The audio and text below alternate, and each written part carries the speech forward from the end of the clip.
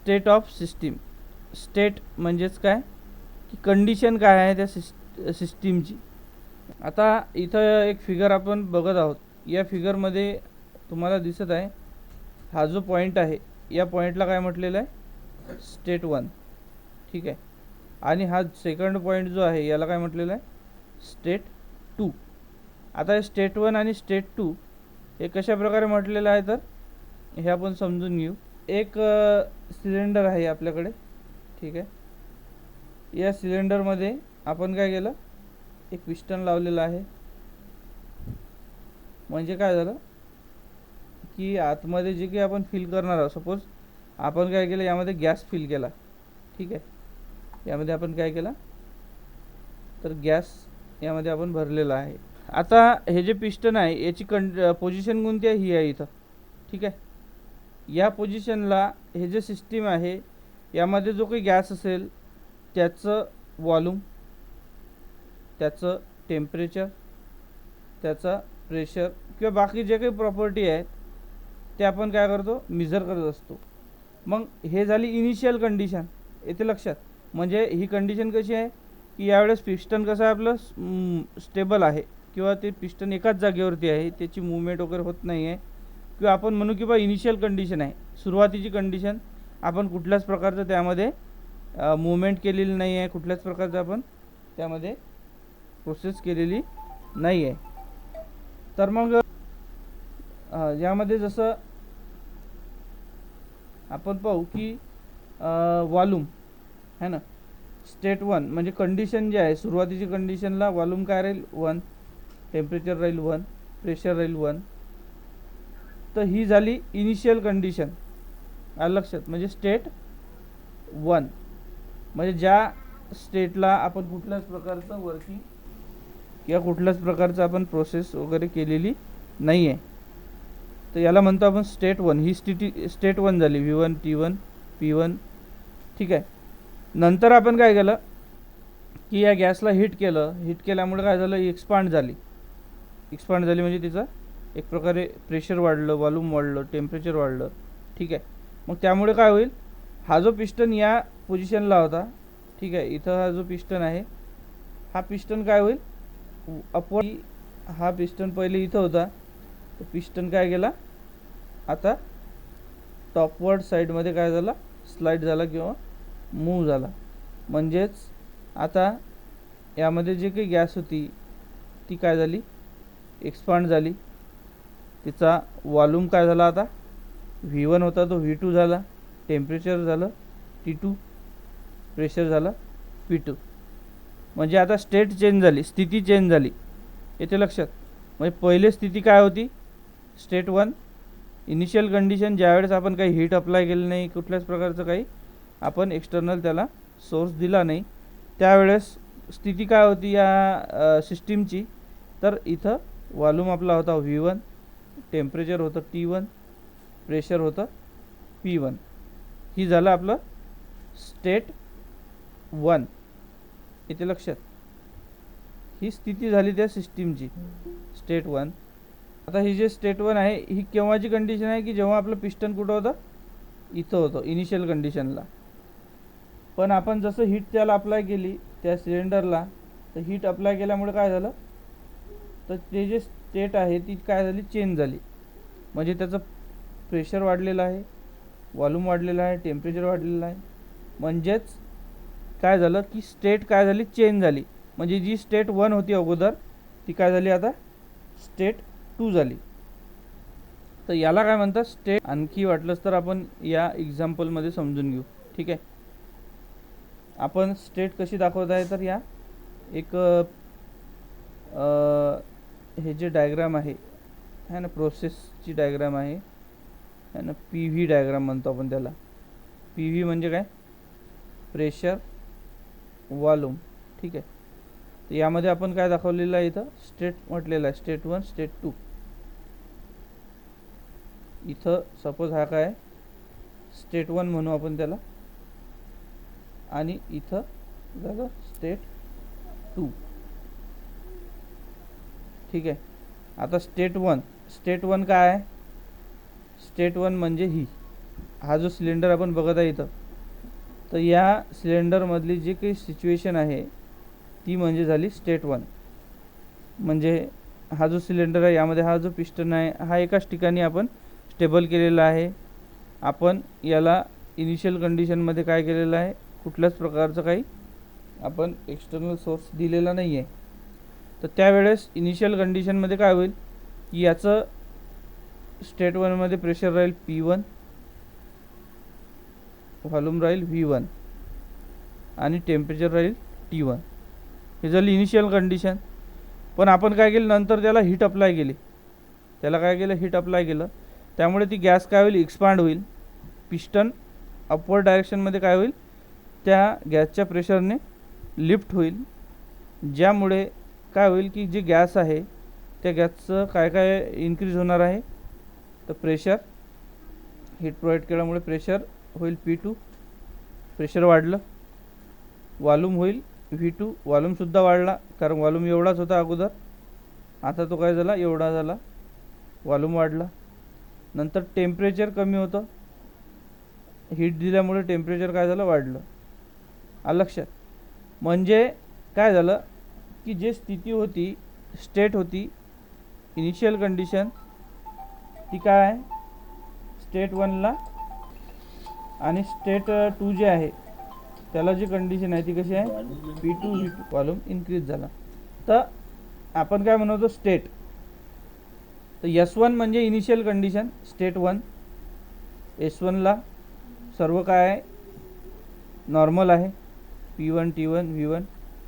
आणि S2ला काय झालं, आपण हीट अप्लाय केल्यामुळे चेंज झाला, प्रेशर वाढला, वॉल्यूम वाढलं, टेम्परेचर वाढलं. म्हणजे काय झाली, जे स्टेट होती किंवा सिच्युएशन होती त्या सिस्टीमची, ती काय झाली, चेंज झाली. म्हणजे स्टेट, स्थिती काय झाली, चेंज झाली. तशा प्रकारे आपण याला म्हणतो स्टेट. आता आपण जे म्हटलं स्टेट, आता इनिशियल स्टेट किंवा फायनल स्टेट, तर एका इक्विलिब्रियम स्टेटपासून दुसऱ्या इक्विलिब्रियम स्टेटमध्ये जाण्यासाठी जो पाथ यूज होतो किंवा जो पाथ तिथं अप्लाय होतो, तो पाथ म्हणजे काय झालं, तर प्रोसेस. जसं आता आपण इथं बघितलं होतं अगोदरचे जे डायग्राम बघितली होती आपण, यामध्ये बघितलं आपण की ही स्टेट 1 आहे. आलं लक्षात. या स्टेट हे जे आहे ते इक्विलिब्रियम कंडिशन आहे. इक्विलिब्रियम म्हणजे काय, स्टेबल. सुरुवातीला सिलेंडर जे आहे, पिस्टन जे आहे, एकदम नॉर्मल कंडिशनला आहे, स्टेबल कंडिशनला आहे, त्यालाच म्हणतो आपण इक्विलिब्रियम कंडिशन. ती झाली स्टेट 1. स्टेट 1 पासून स्टेट 2ला म्हणजे दुसरी जे इक्विलिब्रियम स्टेट आहे, इक्विलिब्रियम स्टेट म्हणजे काय की वॉल्यूम, टेम्परेचर आणि प्रेशर एका पॉईंटवर गेल्यानंतर स्टेबल होऊन जाईल. मग तो त्याच्यावर वाढणार नाही किंवा त्याच्यापेक्षा कमी होणार नाही. आलं लक्षात. तर त्याला म्हणू आपण सेकंड इक्विलिब्रियम स्टेट. आलं लक्षात. मग एका इक्विलिब्रियम स्टेटपासून दुसऱ्या इक्विलिब्रियम स्टेटपर्यंत जाण्यासाठी जो पाथ यूज होतो, म्हणजे हा इथं आपण बघत आहे, हा इथून स्टेटपासून तर या स्टेटपर्यंत जाण्यासाठी हा पाथ यूज झाला. हा काय, हा पाथ, प्रोसेस पाथ. आलं लक्षात. तर याला काय म्हणतात की या स्टेटपासून दुसऱ्या स्टेटपर्यंत जाण्यासाठी जो पाथ यूज होतो त्याला म्हणतात प्रोसेस. आलं लक्षात. याला म्हणतात काय, प्रोसेस, किंवा त्याला आपण म्हणू थर्मोडायनॅमिक प्रोसेसेस. समजलं काय, थर्मोडायनॅमिक प्रोसेस कशाला म्हणतात. आता हे जे डायग्राम आहे किंवा हे जे प्रोसेस आहे हे पुढे तुम्हाला कंटिन्यू येणार आहे, म्हणून तुम्हाला प्रोसेस काय हे समजणं महत्त्वाचं आहे. तर प्रोसेस म्हणजेच काय की एका इक्विलिब्रियम स्टेटपासून दुसऱ्या इक्विलिब्रियम स्टेटपर्यंत जाण्यासाठी जो पाथ यूज होतो, तर ते जे सिस्टीम जो पाथ यूज करत आहे किंवा जे सिस्टीम जो पाथ यूज केला जात आहे त्याला म्हणतात थर्मोडायनॅमिक प्रोसेस. आलं लक्षात. इक्विलिब्रियम स्टेट म्हणजे काय की या स्टेटला प्रेशर, वॉल्यूम, टेम्परेचर हे काय होतं, इक्विलिब्रियम कंडिशनमध्ये होतं. म्हणजे जे प्रेशर होतं ते स्टेबल होतं, ते वाढत नव्हतं, कमी होत नव्हतं. जे वॉल्यूम होता जेवढा होता तेवढाच होता, टेम्परेचरसुद्धा तेवढंच होतं. म्हणजे हे झाली इक्विलिब्रियम स्टेट 1. नंतर आपण काय केलं, हीट अप्लाय केल्यामुळे त्याचं प्रेशर वाढलं, व्हॉल्यूम वाढला, टेम्परेचर वाढला. पण स्टेट 2ला गेल्यानंतर म्हणजे चेंज झाल्यानंतर एक वेळेस व्हॉल्यूम वाढला, टेम्परेचर वाढलं, प्रेशर वाढलं, नंतर ते त्याच्यावरती वाढणार नाही किंवा त्याच्यापेक्षा कमी होणार नाही. म्हणजे परत ते इक्विलिब्रियम स्टेटला गेलं. आलं लक्षात? इक्विलिब्रियम स्टेट म्हणजे काय? स्टेबल कंडिशन, की जिथं कुठल्याच गोष्टीमध्ये वाढ होत नाही किंवा कमी होत नाही. येते लक्षात? तर ते जे अशा प्रकारे या पाथ थ्रू होत आहे ते, म्हणून आपण म्हणतो त्याला थर्मोडायनॅमिक प्रोसेसेस या थर्मोडायनॅमिक प्रोसेस.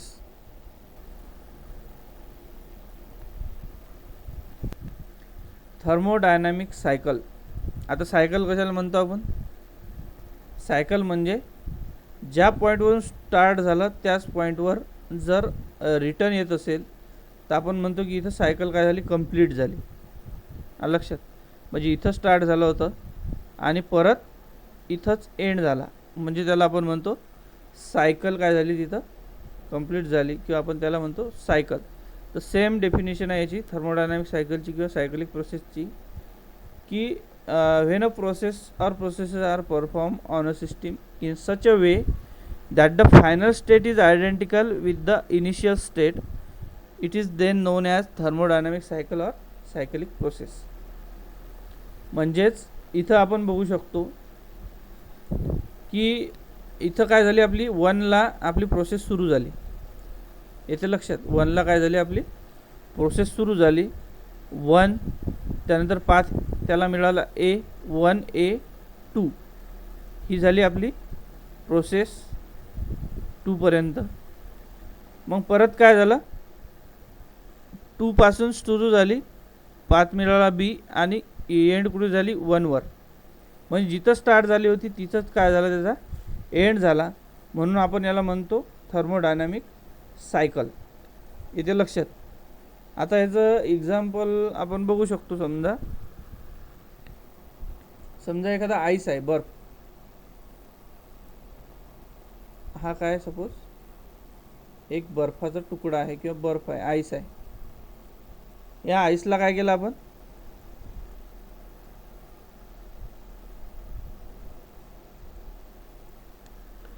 आईसला काय केलं आपण? हीट केलं. बरोबर आहे? हीट केल्यामुळे याचं काय होईल? वॉटर तयार होईल. मग वॉटर तयार झाल्यानंतर परत आपण त्याला हीट केलं तर त्याचं काय तयार होईल? परत आईस तयार होईल. परत त्याचं काय तयार झाला? तर बर्फ तयार झाला. येथे लक्षात? म्हणजे काय झालं की ही सायकल तयार झाली. पहिले स्टार्ट आपण गेलं आईसपासून, आईसचं झालं वॉटर, आणि वॉटरचं परत झालं आईस. येथे लक्षात? म्हणजे इथून स्टार्ट झालं होता, हा झाला पाथ. सपोज आपण म्हणू याला पाथ A. आईसचं काय झालं? पाणी. नंतर पाण्याला आपण थंड केलं, प्रोसेस केली त्याच्यावरती, तो होता पाथ B. प्रोसेस केली तो पाथ, आणि त्या पाण्याचं परत झालं आईस. म्हणजे इनिशियल स्टेट आणि फायनल स्टेट दोन्ही काय आले? इथं सेम आल्या. म्हणून आपण याला म्हणतो सायकलिक प्रोसेस किंवा थर्मोडायनॅमिक सायकल. येते लक्षात?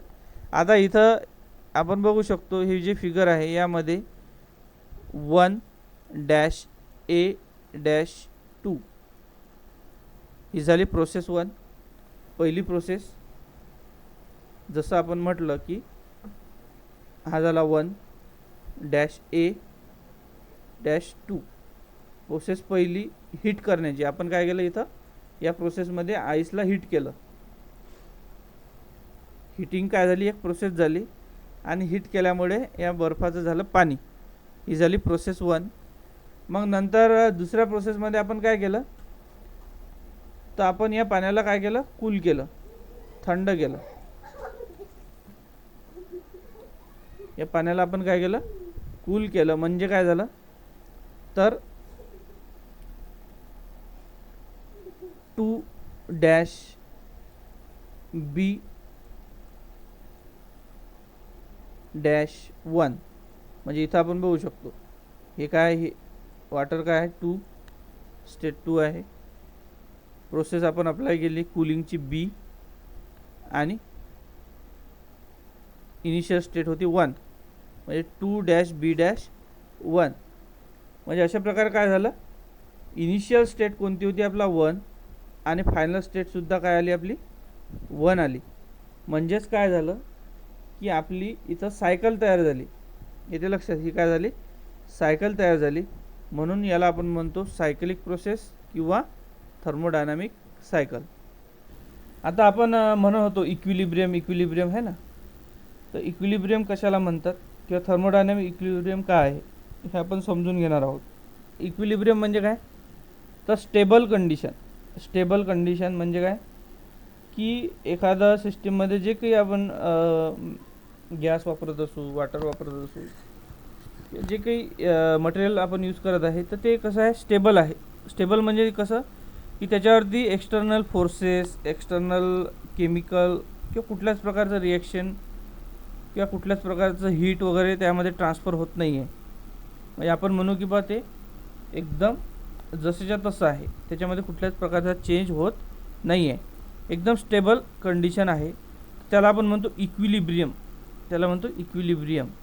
तर आपल्याला बघायचं आहे थर्मोडायनामिक इक्विलिब्रियम काय असतं. तर जिथं दोन सिस्टीम आपण इक्विलिब्रियममध्ये आहेत असं म्हणू शकतो एकमेकासोबत जेव्हा त्याच्यातले मेकॅनिकल केमिकल आणि थर्मल जे काही स्थिती आहे ते कशी असते इक्विलिब्रियम कंडिशनमध्ये असते म्हणजे स्टेबल कंडिशनमध्ये असते. तर सपोज एक सिस्टीम आहे सपोज इथं आपण ड्रॉ केली ठीक आहे त्यानंतर आपण दुसरी सिस्टीम इथं ड्रॉ केली. ह्या दोन सिस्टीम आहेत 1, 2 दोन सिस्टीम आहेत याच्यामध्ये आपण एक एक्झाम्पल याच्यासाठी घेत आहे एकच ते लक्षात राहण्यासाठी ठीक आहे. वेगवेगळे एक्झाम्पल आपण घेऊ शकतो पण एक एक्झाम्पल जर गेलं तर ते लक्षात राहू शकते. आता ह्या दोन वेगवेगळ्या सिस्टीम आहेत ही वेगळी आहे बरोबर आहे. दोन्हीही सिस्टीम वेगवेगळ्या आहेत पण दोन्हीमध्ये ह्या जर गोष्टी कॉमन असतील किंवा सेम असतील मेकॅनिकल केमिकल थर्मल तर त्याला म्हणतो की बा ह्या दोन्ही सिस्टीम काय आहेत तर थर्मोडायनामिकली इक्विलिब्रियम आहे. मेकॅनिकल कुठल्याच प्रकारचे फोर्सेस त्याच्यावरती अप्लाय होत नाही आहे कुठल्याच प्रकारचे केमिकल रिॲक्शन होत नाही आहे किंवा थर्मल जे काही हीट वगैरे कुठल्याच प्रकारची आतमध्ये येत नाही किंवा बाहेर जात नाही. अशा कंडिशनमध्ये ही पहिली सिस्टीम आहे. सेम कंडिशनमध्ये सेकंड सिस्टीम आहे. या सिस्टीममध्ये सुद्धा कुठल्याही प्रकारचं मेकॅनिकल फोर्सेस प्रेशर त्यावरती अप्लाय होत नाही आहे कुठल्याच प्रकारचं केमिकल त्यामध्ये रिॲक्शन होत नाही आहे कुठल्याच प्रकारचे हीट त्यामध्ये आतमध्ये येत नाही आहे किंवा बाहेर जात नाही आहे ट्रान्सफर होत नाही आहे म्हणजे दोन्हींची स्थिती कशी आहे सेम आहे. मग अशा वेळेस आपण म्हणतो की ह्या दोन्ही सिस्टीम काय आहेत तर एकमेकासोबत थर्मोडायनामिक इक्विलिब्रियममध्ये आहेत. दोन्ही कशात तर सेम आहेत किंवा आपण म्हणून त्याला स्टेबल आहेत लक्षात. मग आता आपण जे म्हटलं की बा थर्मोडायनामिक इक्विलिब्रियम यामध्ये या तीन गोष्टी मेकॅनिकल केमिकल आणि थर्मल हे इक्विलिब्रियम असणं आवश्यक आहे. तीनही गोष्टी कशा असणं आवश्यक आहे इक्विलिब्रियम म्हणजे स्टेबल तेव्हा त्याला आपण म्हणतो थर्मोडायनामिक इक्विलिब्रियम. जर यामधली एखादी गोष्ट समजा त्यामध्ये बॅलन्स नसली तर त्याला आपण थर्मोडायनामिक इक्विलिब्रियम म्हणू शकत नाही. मग आता हे जे म्हणत आहे आपण तीन गोष्टी मेकॅनिकल केमिकल आणि थर्मल तर नेमकं मेकॅनिकल इक्विलिब्रियम काय आहे बा किंवा केमिकल इक्विलिब्रियम कशाला म्हणतात किंवा थर्मल इक्विलिब्रियम कशाला म्हणतात तर हे आपण बघणार आहोत. तर फर्स्ट आहे मेकॅनिकल इक्विलिब्रियम कशाला म्हणतात तर मेकॅनिकल म्हणजेच काय मेकॅनिकल म्हणजे आपण म्हणू की बा काहीतरी मुवमेंट आहे प्रेशर आहे फोर्स आहे असं जर एखाद्या सिस्टीमवरती अप्लाय होत असेल एखाद्या सिस्टीमवरती त्याचा इम्पॅक्ट होत असेल त्याचा परिणाम होत असेल तर ती सिस्टीम इनबॅलन्स बनते बरोबर आहे. ती सिस्टीम काय होत असते इनबॅलन्स बनत असते म्हणजे तिचा बॅलन्स राहत नाही अनबॅलन्स. पण अशा प्रकारचे फोर्सेस प्रेशर जर त्या सिस्टीमवरती अप्लाय होत नसतील कुठल्याच प्रकारचे तर ती सिस्टीम कशी राहते तर बॅलन्स राहते. बॅलन्स म्हणजे त्याला आपण म्हणू इक्विलिब्रियम आणि हे जे बॅलन्स राहणं असते तर त्याला म्हणतो आपण मेकॅनिकल इक्विलिब्रियम. कारण मेकॅनिकल म्हणजे फोर्सेस वगैरे प्रेशर वगैरे हे त्याच्यावरती अप्लाय होत नाही आहेत किंवा त्या सिस्टीमवरती कुठल्याच प्रकारचा इफेक्ट किंवा परिणाम होत नाही आहे त्यावेळेस आपण म्हणतो त्याला मेकॅनिकल इक्विलिब्रियम. आणखी आपण मेकॅनिकल इक्विलिब्रियम समजून घेऊ शकतो की जेव्हा प्रेशर जे आहे सिस्टीममधलं आणि सिस्टीमच्या बाहेरचं हे सेम असते, त्यावेळेस त्या सिस्टीमला आपण म्हणतो की ती मेकॅनिकल इक्विलिब्रियममध्ये आहे. आता हे कशा प्रकारे समजू शकतो, जसं आता ही एक सिस्टीम आहे आपली, आपण इथं जे ड्रॉ केलेली आहे. आता या सिस्टीममधलं जर आपण प्रेशर बघितलं, ठीक आहे, सिस्टीममधलं प्रेशर आहे आपलं P1, प्रेशर आहे आपलं सिस्टीमच्या आतमधलं, आणि सिस्टीमच्या बाहेरचं प्रेशरसुद्धा काय आहे तर P1च आहे, म्हणजे जे आपण म्हणतो ॲटमॉस्फेरिक प्रेशर वगैरे. जर दोन्हीकडचं प्रेशर जर सेम असेल तर काय होईल, याच्यामध्ये या पिस्टनची मूवमेंट होणारच नाही. येते लक्षात, हा पिस्टन जिथं आहे तिथंच राहील, त्याची कुठल्याच प्रकारची मूवमेंट होणार नाही, म्हणजे मेकॅनिकल अनबॅलन्स तिथं तयार होणार नाही. जर समजा प्रेशर डिफरन्स असला, समजा आतमधलं प्रेशर असलं P1 आणि बाहेरचं प्रेशर असलं P2, तर काय झालं, इथं प्रेशर डिफरन्स तयार झाला, प्रेशर कमी जास्त झालं. तर अशा वेळेस हे जे आतमधलं प्रेशर जर जास्त असलं तर ते पिस्टनला बाहेर पुश करेल, कारण बाहेरचं प्रेशर काय आहे तर कमी आहे. म्हणजे इथं काय होईल, पिस्टनची मूवमेंट होईल, प्रेशर वगैरे अप्लाय होईल, त्यामुळे इथं मेकॅनिकल जे इम्बॅलन्स तयार होईल, अनबॅलन्स, म्हणजे जे कंडिशन होती पहिली बॅलन्स ते चेंज होईल, तिथं अनबॅलन्स तयार होईल, म्हणजे तिथं मेकॅनिकल इक्विलिब्रियम राहणार नाही. पण जसं आपण म्हटलं की जर प्रेशर दोन्हीचं सिस्टीममधलं आणि सिस्टीमच्या बाहेरचं जर प्रेशर जर काय असलं सेम असलं, तर अशा वेळेस कुठल्याच प्रकारचं मूवमेंट होत नाही, कुठल्याच प्रकारचं पिस्टन जे आहे ते स्लाईड होत नाही किंवा त्याची मूवमेंट होत नाही. अशा वेळेस आपण त्याला म्हणतो की ते जे सिस्टीम आहे ते काय आहे तर मेकॅनिकल इक्विलिब्रियममध्ये आहे. इथे लक्षात, तर याला म्हणतात मेकॅनिकल इक्विलिब्रियम. आता हे झालं एका सिस्टीमचं.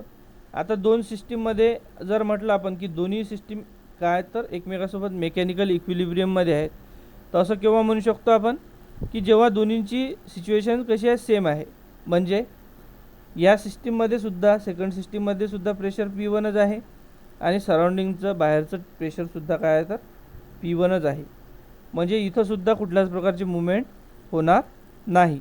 म्हणजेच ही सुद्धा सिस्टीम काय आहे तर मेकॅनिकल इक्विलिब्रियममध्ये आहे, म्हणजे ही मेकॅनिकल इक्विलिब्रियममध्ये आणि ही सुद्धा मेकॅनिकल इक्विलिब्रियममध्ये असेल, तर अशा वेळेस आपण काय म्हणतो की बा दोन्ही सिस्टीम हा मेकॅनिकल इक्विलिब्रियममध्ये आहेत, एकमेकासोबत मेकॅनिकल इक्विलिब्रियममध्ये आहेत, कारण त्यांचं प्रेशर काय आहे तर सेम आहे.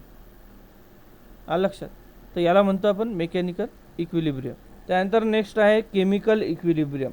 केमिकल इक्विलिब्रियम, आता इक्विलिब्रियम आपल्याला समजलेलं आहे की इक्विलिब्रियम म्हणजे स्टेबल कंडिशन, की जिथं कुठल्याच प्रकारचं चेंज होत नाही आहे, म्हणजे त्यामध्ये काही इन्क्रीमेंट होत नाही आहे किंवा डिक्रीमेंटसुद्धा होत नाही आहे. जे कंडिशन आहे त्याच कंडिशनमध्ये जर सिस्टीम असेल तर त्याला आपण म्हणतो ती इक्विलिब्रियममध्ये आहे, स्टेबल कंडिशनमध्ये आहे. ठीक आहे, आता केमिकल इक्विलिब्रियम कशाला म्हणू आपण, की जिथं no chemical reaction going on within the system or there is no transfer of matter from one part of the system to other due to diffusion. म्हणजेच काय की एखाद्या सिस्टीममध्ये कुठल्याच प्रकारचं केमिकल रिॲक्शन जर होत नसेल तर अशा कंडिशनमध्ये आपण त्याला म्हणू की ती सिस्टीम कशी आहे, केमिकल इक्विलिब्रियममध्ये आहे. आणि NaCl किंवा बाकी अदर जे काही केमिकल्स आहेत, तर हे जर केमिकल जे आहेत हे काय असले, याच्यामध्ये कुठल्याच प्रकारची रिॲक्शन जर होत नसली, रिॲक्शन होत नसली म्हणजे काय की जसं याच्यामध्ये जर समजा आपण एखादं दुसरं केमिकल मिक्स केलं तर काय होईल, याच्यामध्ये काहीतरी स्प्लिट होईल, बरोबर आहे, वेगवेगळे आयन तयार होतील किंवा डिफरंट त्याच्यामध्ये सेपरेशन होईल, Na वेगळं होईल, Cl वेगळं होईल, काहीतरी समजा त्यामध्ये केमिकल चेंजेस होतील. म्हणजेच काय होईल, तिथं इनबॅलन्स तयार होईल, अनबॅलन्स. येते लक्षात, इथं अनबॅलन्स तयार होईल. पण आपण काय म्हणत आहे की बा केमिकल इक्विलिब्रियम म्हणजे काय की यामध्ये जे केमिकल आहे ते काय आहे, त्याच्यामध्ये कुठल्याच प्रकारचं चेंजेस होत नाही आहे, म्हणजे जसंच्या तसं आहे. जे आपण त्यामध्ये केमिकल यूज केलेलं आहे त्याच्यामध्ये कुठल्याच प्रकारची रिॲक्शन होत नाही आहे, केमिकल रिॲक्शन. म्हणजे अशा वेळेस आपण त्याला म्हणू की ते कशामध्ये आहे, तर केमिकल इक्विलिब्रियममध्ये आहे. अशा दोन सिस्टीम जर असल्या, सेकंड सिस्टीमसुद्धा आहे, त्यामध्ये सुद्धा सेम कंडिशन आहे. म्हणजे जसं इथं कुठल्याच प्रकारचं केमिकल रिॲक्शन होत नाही आहे, त्याचप्रमाणे दुसऱ्या सिस्टीममध्ये सुद्धा कुठल्याच प्रकारचे केमिकल रिॲक्शन होत नसेल, तर आपण म्हणतो की त्या दोन्ही सिस्टीम ह्या एकमेकासोबत केमिकल इक्विलिब्रियममध्ये आहेत. म्हणजे दोघीही कशात, तर केमिकली स्टेबल कंडिशनमध्ये आहेत. त्यानंतर नेक्स्ट आहे थर्मल इक्विलिब्रियम. Thermal equilibrium. आता हे जे थर्मल आहे याच्यामध्येच आपल्या लक्षात येईल, थर्मल म्हणजे हीट. आता थर्मल जे आहे म्हणजे हीट जे आहे, जर एखाद्या सिस्टीममध्ये आतमध्ये सुद्धा येत नसेल किंवा बाहेरसुद्धा ट्रान्सफर होत नसेल, म्हणजे जे टेम्परेचर आहे सिस्टीमचं ते एकसारखं असेल, त्याच्यामध्ये कुठल्याच प्रकारचा चेंज होत नसेल, तर त्यावेळेस आपण त्याला म्हणतो की ते जे सिस्टीम आहे ते थर्मली इक्विलिब्रियममध्ये आहे. जसं आपण इथं बघू शकतो एक्झाम्पल. समजा आपली ही एक सिस्टीम आहे, या सिस्टीममध्ये सपोज आपला जो काही आपण गॅस फिल केलेला आहे, ठीक आहे, आपण काय केलं, गॅस यामध्ये फिल केला. आता हा जो गॅस आहे याचं जे काही टेम्परेचर आहे, हे टेम्परेचर काय आहे, सपोज टेम्परेचर आहे त्याचं T1. गॅसचं टेम्परेचर आहे T1 आणि बाहेर सराउंडिंगचं टेम्परेचरसुद्धा काय आहे, तर T1च आहे. इथं लक्षात, म्हणजे टेम्परेचर डिफरन्सच नाही आहे इथं. इथं टेम्परेचर काय आहे, आतमधलं सुद्धा तेच आहे आणि बाहेरचं सुद्धा तेच आहे. म्हणजे हीट ट्रान्सफर होण्याचा तिथं प्रश्नच नाही आहे. म्हणजे बाहेरची हीट आतमध्ये येईल किंवा आतमधली हीट बाहेर जाईल असं तिथं चान्स नाही आहे. मग अशी जर कंडिशन असेल तर त्याला आपण म्हणतो की ते सिस्टीम कशी आहे, थर्मली इक्विलिब्रियममध्ये आहे, स्टेबल कंडिशनमध्ये आहे. येते लक्षात. आता हीट कशी ट्रान्सफर होत असते आपल्याला माहीत आहे की हाय टेम्परेचरकडून लो टेम्परेचरकडे काय होत असते, हीट ट्रान्सफर होत असते. येते लक्षात. म्हणजे जर समजा आतमध्ये टेम्परेचर जर जास्त असलं आणि बाहेरचं टेम्परेचर जर कमी असलं, समजा बाहेरचं टेम्परेचर T2 आहे आणि आतमधलं T1 आहे, मग काय होईल की आतमधलं जे काही टेम्परेचर आहे ते बाहेर काय होईल, ट्रान्सफर होईल, बाहेर जाईल. येते लक्षात. म्हणजे इथं काय झालं, थर्मली इम्बॅलन्स इथं तयार झालं, थर्मली अनबॅलन्स इथं तयार झालं. म्हणजेच इथं आपण म्हणू की बा ते सिस्टीम हे जे आहे ते थर्मली इक्विलिब्रियममध्ये नाही आहे, कारण इथं टेम्परेचर जे काही आहे, हीट जे आहे ते ट्रान्सफर होत आहे हाय टेम्परेचरकडून लो टेम्परेचरकडे. असं जर होत असेल तर त्याला आपण म्हणतो की ते थर्मल इक्विलिब्रियममध्ये नाही आहे. पण आपण काय म्हणत आहे की आतमधलं जे टेम्परेचर आहे तेवढंच काय आहे, तर बाहेरचं सुद्धा टेम्परेचर आहे T1. म्हणजेच दोन्ही टेम्परेचर जर सारखे असले तर हीट ट्रान्सफर होणार नाही. दोन्हींचं टेम्परेचर सारखं राहिल्यामुळे त्याला आपण म्हणतो की ते थर्मल इक्विलिब्रियममध्ये आहे. आलं लक्षात. आणि सेम जसं आपण अगोदर बघितलं की जर दोन सिस्टीम आहेत, जशी हे सिस्टीम आहे तशी दुसरी सिस्टीम आहे, त्या सिस्टीमचं सुद्धा टेम्परेचर जे आहे, आतमधलं टेम्परेचर T1 आहे, बाहेरचं सुद्धा T1 आहे. आपण T1 एक एक्झाम्पल घेत आहे. आपलं म्हणणं काय आहे की बा आतमधलं आणि बाहेरचं टेम्परेचर जर सारखं असलं तर हीट ट्रान्सफर होत नाही किंवा अनबॅलन्स तिथं तयार होत नाही. त्यामुळे आपण त्याला म्हणतो की ते जे आहे सिस्टीम थर्मल इक्विलिब्रियममध्ये. मग अशा प्रकारे दोन्ही सिस्टीमचं जर टेम्परेचर किंवा हीट जे आहे, टेम्परेचर हीट किंवा जे काही समजा ट्रान्सफर आहे ते हीट ट्रान्सफर होत नसेल, तर टेम्परेचर दोन्हींचं सेम असेल, सारखंच जर असेल, तर आपण त्याला म्हणतो की ह्या दोन्हीही सिस्टीम काय आहेत, तर एकमेकासोबत थर्मल इक्विलिब्रियममध्ये आहेत. अशा प्रकारे हे जे तीन आहेत, मेकॅनिकल, केमिकल आणि थर्मल, तीनही इक्विलिब्रियम जर असेल तर आपण त्याला म्हणतो की बा ते जे सिस्टीम आहे हे थर्मोडायनामिक इक्विलिब्रियममध्ये आहे. इथे लक्षात. म्हणजेच सपोज हे सिस्टीममध्ये मेकॅनिकल इक्विलिब्रियममध्ये पण आहे केमिकल इक्विलिब्रियममध्ये पण आहे, मेकॅनिकल इक्विलिब्रियममध्ये पण आहे सिस्टीम, केमिकल इक्विलिब्रियममध्ये पण आहे आणि लास्ट म्हणजे थर्मल इक्विलिब्रियममध्ये पण आहे. अशा तीनही इक्विलिब्रियममध्ये जर ही सिस्टीम जर असेल तर याला आपण म्हणतो थर्मोडायनामिक इक्विलिब्रियम. आलं लक्षात?